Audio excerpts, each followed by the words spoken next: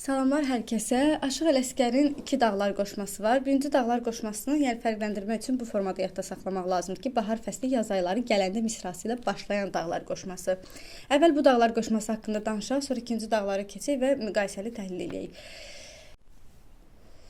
Bahar fəsli yaz ayları gələndə süsənli, sümbüllü, lalalı dağlar, yoxsulu ərbabı, şahı gədanı tutmaz bir-birindən aralı dağlar. Xəstə üçün təpəsində qar olur, min cür çiçək açır, laləzar olur, çeşməsindən abi həyat zar olur, dağıdır möhnəti, məlalı dağlar. Yazın bir ayıdır, çox yaxşı çağın, kəsilməz çeşməndən gözəl yığnağın, axtarma motalın, yağın qaymağın, zəmbur çiçəyindən bal alı dağlar.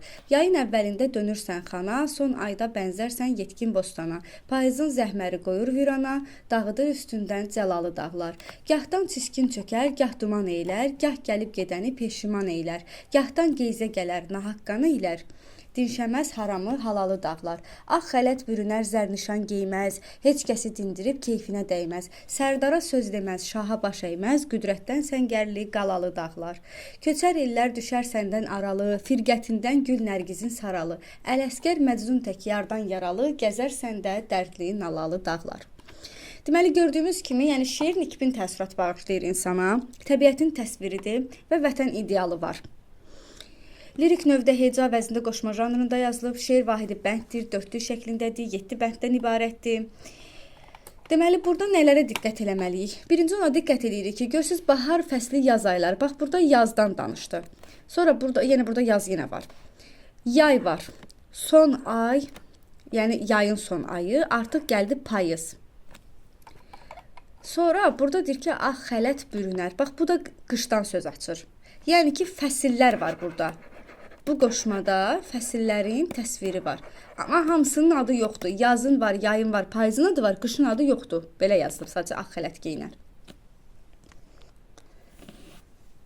Sonra nəyə diqqət edək? Deməli, burada var axtarma motal. Axtarma motalın adıdır. Yəni, motal şorun adıdır. Bilmirəm, indi bu testlərdə düşüb deyə diqqətinizi cəlb eləmək üçün belə qeyd elədim ki, yəni, axtarma motal həmin o motal şorunun adıdır. Yağın qaymağın. Çünki əgər burada yazsaydı axtarma motalın yağın qaymağı, nida versəydi əgər biz deyərdik ki, əmr şəklindədir.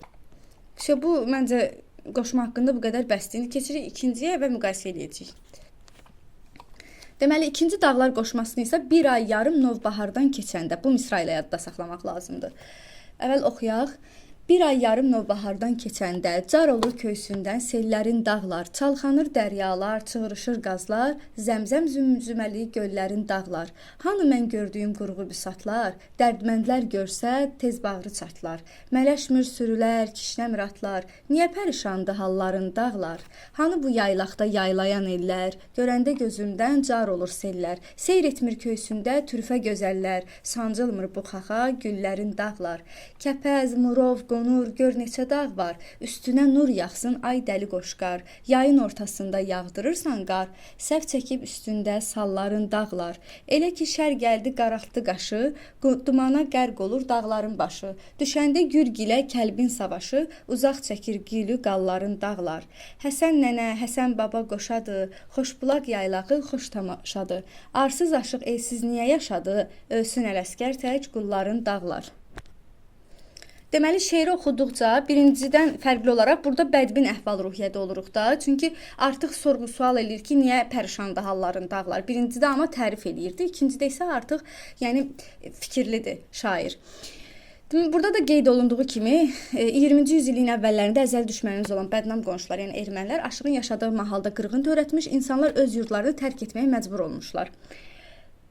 Doğma yurdundan uzaq düşən Aşıq Ələsgər də yalnız 2 ildən sonra Ağkilsəyə qayıda bilib və yurdunu dağları pərişan görən və bu görüşdən sarsılan Aşıq kədərli ovqatda ikinci dağları yaratmışdır. Yəni birinci bax o birini yazıb. Sonra yəni bu hadisədən sonra ikincini yazıb. Bəzən testlərdə elə bil ki, Eyler-Venn diaqramında ya birincini o birini yazırlar, ikincinə daha doğrusu birinciyə bunu yazırlar, ikinciyə o birini. Diqqətli olmaq lazımdır. Deməli, Aşığın doğma yurdu onun təbiətinə münasibəti qabarıq əks etdirir. Bu şeirdə vətənin dar gündə dağların aldığı qəmli mənzərə əhatəli təsvir edilir. Burada deməli nə var, nələr var? Burada hər misrada müraciət var. Daha doğrusu bənddə müraciət var. Bax, dağlar, dağlar, dağlar. Amma birincidə yox idi, birinci bənddə yox idi. Sonra hər iki bənd, hər iki şeirdə adın çəkir. Fikir versəz, bax burada da adını çəkmişdi.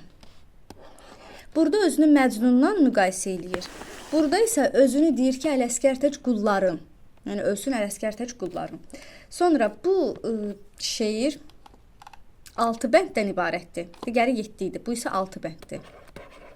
Sonra burada dağ adları çəkilir. Bax, bunlar da var. Həsən nənə, Həsən baba, bu da var. Amma yuxarıda isə əsl dağ adları var. Kəpəz, Murov, Qonur. Bax, bu. Sonra burada digər dağlar qoşmasından fərqli olaraq burada bədii sual da işlənib. Birincidə bədii sual yox idi, amma burada var. Bax, hani mən gördüyüm qurğu büsatlar, niyə pərişanda halların dağlar, dağlar ona cavab verəsi deyil ki, ona görə burada bədii sualdan da istifadə edilib. Hər iki dağlar qoşmasında bayaq dediyim kimi vətən idealı əsasdır, hər ikisində təbiət təsviridir.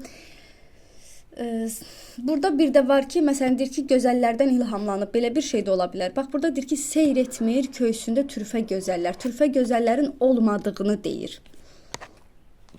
Və son olaraq da qeyd edim ki, deməli əvvəl bənddən axırıncı bəndə qədər, yəni şair qəmli əhval-ruhiyyə içərisində olur, yəni qəmgin olur. Birincidə əksinə nikbin əhval-ruhiyyədə olur, amma ikincidə isə qəmli. Və burada nə mübarizə motivi var, nə düşmənə çağırış motivi var, heç nə yoxdur. Sadəcə olaraq vətəni təsvir edib. Başqa heç bir şey yoxdur yəni burada.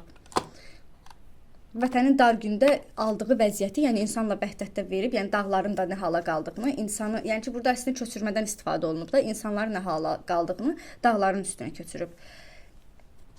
Deməli, müqayisəsi oldu ki, ən əsası birinci nikbil əhval-ruhiyyədə yazılıb, ikinci bədbin əhval-ruhiyyədə yazılıb. Birincidə fəsillərin adları çəkilir, ikincidə dağların adı çəkilir.